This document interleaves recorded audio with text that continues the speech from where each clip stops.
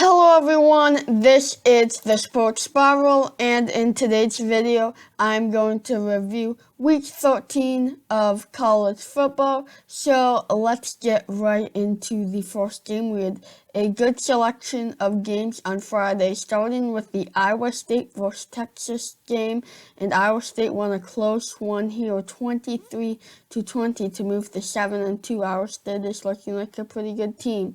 One touchdown for Brock Purdy, one touchdown for Sam Ehlinger, and Breece Hall ran for a touchdown for the Iowa State Cyclones. So did Sam Ehlinger. So yes, Iowa State is looking like the best team in the Big 12 right now.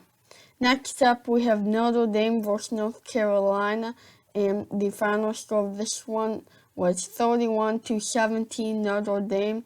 I thought this one would be a little more high scoring, considering that these are two great offenses, but they still did a good job defensively in this one. One touchdown for Ian Book, one touchdown for Sam Howell, and two touchdowns for Williams for the Fighting Irish.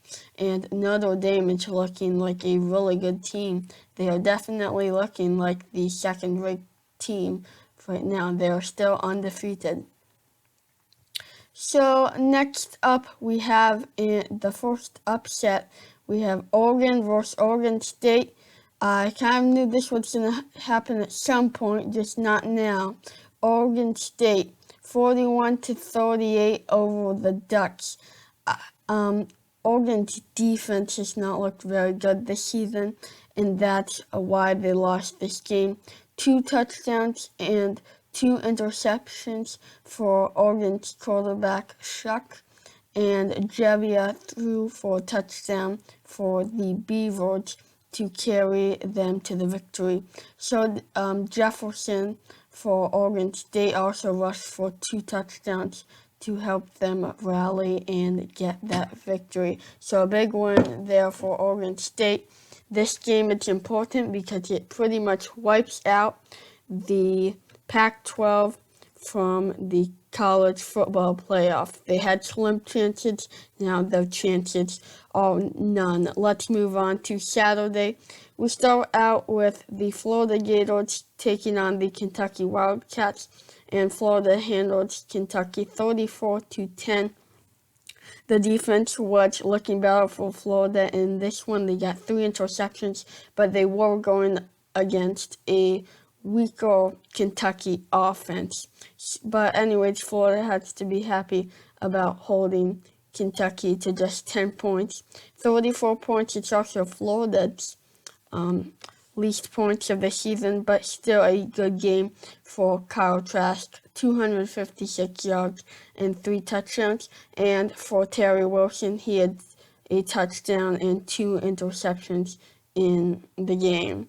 So let's move on to Indiana trying to avoid an upset after losing to Ohio State, and they do 27-11 Indiana versus Maryland. 1 touchdown and 3 interceptions for Tua's brother, and Michael Penix Jr., 6 of 19, not very accurate for 84 yards. Some sad news for Indiana. Penix Jr. is out for the rest of the season after this game. So Indiana was looking so good. They almost beat Ohio State, but now that it's going to be a pretty crushing blow for Michael Penix Jr. But the good news about him, he's just a sophomore. He can be able to come back for this team next year. So if you're an Indiana fan, don't get your hopes down. Penn State finally earned their first win against Michigan, 2 fallen teams that used to be good in the past. And Penn State got the win 27-17. 163 passing yards for Clifford and 91 for McNamara. And Penn State is able to grab the win.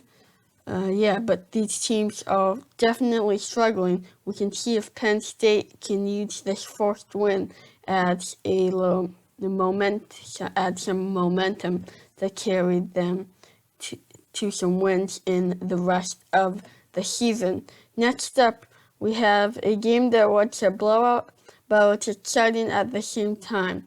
Missouri won this one versus Vanderbilt 41-0. The Vanderbilt Commodores are still winless, but the important thing about this game is that Sarah Fuller was able to be the first woman to kick in a Power 5 conference in college football. So this is great news for the world of football and great news for sports in general. So yeah, Shields 79 yards, Bazelak 318 yards for Missouri, and Roundtree's 3 touchdowns led the Tigers to the win. I thought Vanderbilt could keep this one close, but no, it seemed like they were improving, but they lose a big one to Missouri. Then let's go to the Auburn versus Alabama game, the Iron Bowl, and we have Alabama absolutely destroying Auburn despite Nick Saban being at home. 42-13. Alabama definitely looks like the best team in the country, and their defense is much improved. Bo Nix, 227 yards and 2 interceptions. And Mac Jones threw for 5 touchdowns, 2 of them to Devontae Smith. And Alabama's offense is clicking. Their defense is looking great to hold Auburn just to 13 points. And Alabama is looking like a very good team. Okay, Trevor Lawrence got back for the Clemson Tigers, and they had absolutely no problems whatsoever over Pitt. 52-17, 403 yards and 2 touchdowns for Trevor Lawrence. For Pitt, he's another quarterback that is back in this one. 2 touchdowns and 4 interceptions. Etienne also rushed for 2 touchdowns. And some people were thinking like Clemson's going to be rusty. Trevor Lawrence is going to be rusty. I did not. I knew Trevor Lawrence is just too good to be rusty. And that definitely proved with Clemson's big win. Upset alert, we have the Michigan State Spartans over the Northwestern Wildcats. I guess Northwestern was just like, yay, we won versus Wisconsin, and then they forgot about this game. Ramsey, 2 interceptions for Northwestern. Lombardi, 2 touchdowns and an interception for the Spartans, and that leads them to the win. So things are looking like they're not the best now for Northwestern, which if they were to win out, they could be contenders for the college football playoff, but I don't think they are anymore. Next up, let's move on to the final score of the Egg Bowl. Ole Miss versus Mississippi State, Lane versus Leach, and the first game of these 2 new coaches. And Ole Miss gets the win in a slim one that goes down to the end, 31-24. 2 touchdowns for Matt Corral, 3 touchdowns for Rogers, and for Ole Miss, Ely also rushed for a touchdown. So Ole Miss is back to 500 with the win. Even though Mississippi State hasn't had the best of season, they are looking like a better team. So I think both of these teams have a good future. Okay, next up we have LSU versus Texas A&M. I thought this was going to be a pretty high-scoring game, but not at all.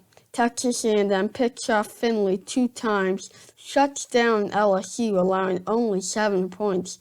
I was watching this game, and LSU could get just about nothing going offensively. And LSU did a great job defensively as well. They shocked many people because they're known for not being a very good team defensively, but they hold Texas A&M to 20 points. They forced Mond 11 of 34, 105 yards. Perhaps he was a little rusty, but it's a defensive game here, but Texas A&M is able to pull away for the win 20-7. And here's the final game. I'm going to tell you the final four. We have Georgia 45-16 over a struggling South Carolina team. They got